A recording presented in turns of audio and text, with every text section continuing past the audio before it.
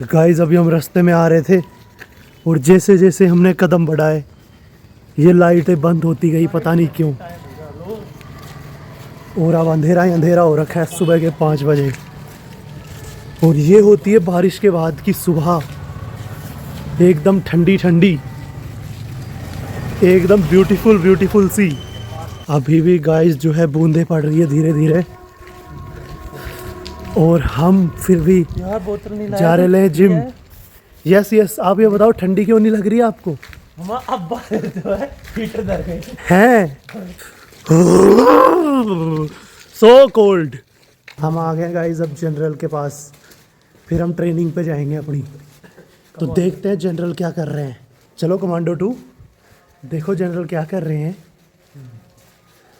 टप्पा slowly slowly. ओ ये क्या मस्ती कर रहे हैं जनरल सुबह सुबह।